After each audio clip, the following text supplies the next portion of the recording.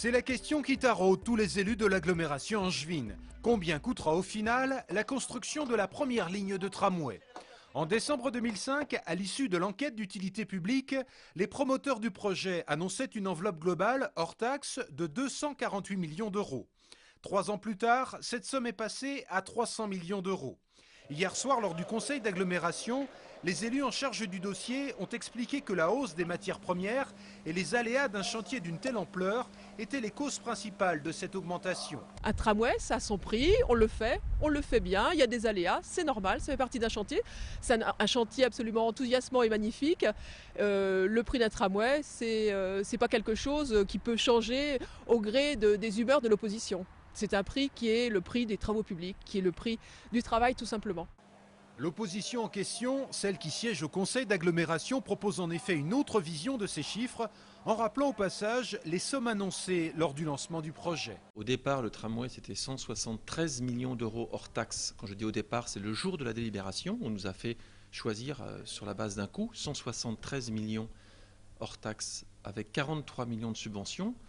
Et aujourd'hui, nous arrivons à 302 millions d'euros hors taxe avec 30 millions d'euros de subventions. Et puis toujours dans cette actualité liée au financement de la première ligne de tramway, notez que les maires d'Angers et d'Avrier ont rencontré ce mercredi Dominique Bussereau, le ministre des Transports, afin d'obtenir une rallonge de la part de l'État pour le financement de cet équipement.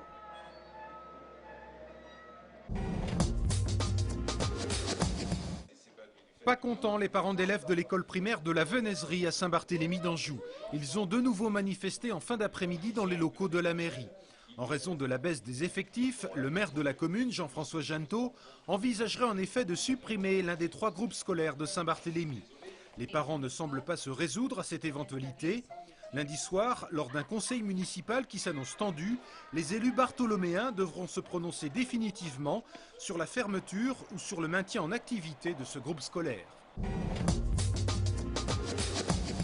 Une cinquantaine de salariés de l'association Promo Jeunes 49 ont manifesté leur inquiétude cet après-midi à Angers. Cette association d'insertion est installée au milieu du chantier Terra Botanica. Elle est menacée d'expropriation et risque donc de perdre le financement que le Conseil général lui octroie. Promo Jeunes 49 et le Conseil général n'ont jamais réussi à s'entendre sur un autre lieu d'implantation. 9 salariés du service d'accompagnement logement sont désormais menacés de perdre leur emploi en juin prochain. Connaissez-vous la Maison de l'Emploi à Angers? Cette structure opérationnelle depuis janvier 2007 est implantée rue des Noyers. Sa mission principale est de faire travailler ensemble quelques 80 partenaires différents pour améliorer le service rendu aux entreprises ou aux demandeurs d'emploi. En début de semaine, ces responsables ont présenté leur tout nouveau site internet. L'idée du site est d'offrir un portail d'entrée pour le public demandeur d'emploi salarié, mais entreprise également, de manière à pouvoir préalablement, d'une part, avoir des premières informations, un premier niveau d'information, d'autre part, d'avoir accès à des sites qui complètent cette information et, troisièmement, de pouvoir identifier l'interlocuteur qui pourra répondre à son besoin et donc, du coup, d'aller le voir directement. Ce site est consultable par tous les internautes à l'adresse suivante www.maisonemploi-angers.fr.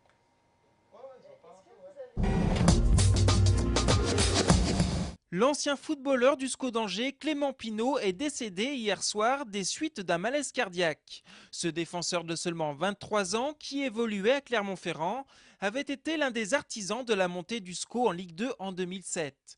Une minute de silence sera observée en sa mémoire ce soir, avant le coup d'envoi du match Châteauroux-Angers. Depuis ce matin, le salon du camping-car de l'occasion a ouvert ses portes au parc des expositions à Angers. Malgré un contexte actuel qui semble peu propice, on pense notamment à la crise qui touche le marché de l'automobile, ses organisateurs semblent plutôt confiants. Ces dernières années, même si on a constaté un léger fléchissement depuis 2007, les ventes de camping-cars neufs ont explosé. Conséquence, aujourd'hui, le marché de l'occasion peut proposer un large choix de produits à des prix plus attractifs. Ceci explique cela. On a un stock en camping-car d'occasion qui est devenu beaucoup plus important et on arrive à proposer des véhicules d'occasion récents à peu près à tous les prix, dans toutes les formules, profilés, capucines, intégrales, ainsi que des fourgons aménagés. Pour acquérir l'un des 400 véhicules exposés lors de ce salon, il vous en coûtera tout de même entre 20 000 et 80 000 euros. Du coup, nombreuses sont les personnes qui viennent à ce genre d'événement, non pas pour acheter, mais plutôt pour prospecter. Pas pour acheter, juste pour regarder, se renseigner. Bon, peut-être qu'un jour éventuellement acheter, mais bon, pas aujourd'hui pour acheter, non. Ça, les concessionnaires le savent déjà. Traditionnellement, la période hivernale ne leur permet pas de faire le plein de ventes. La foire à l'occasion permet de relancer le marché et pour nous, c'est la ligne blanche, c'est le top départ pour la saison. Le salon du camping-car de l'occasion, c'est jusqu'au lundi 26 janvier au Parc des Expositions à Angers.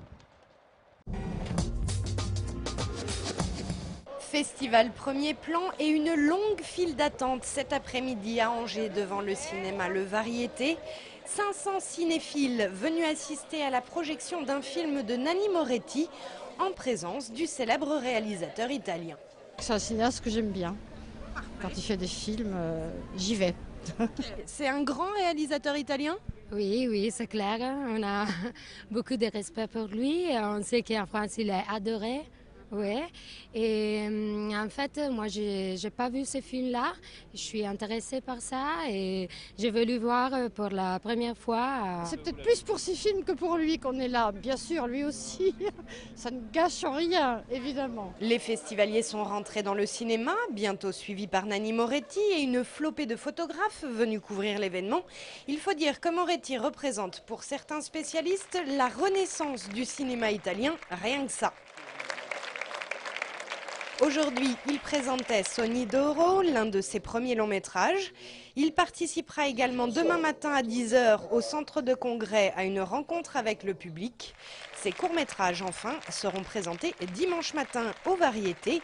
Voilà un bon programme pour ce week-end. Senti, io volevo dire una cosa. Puoi venire qui a dirla.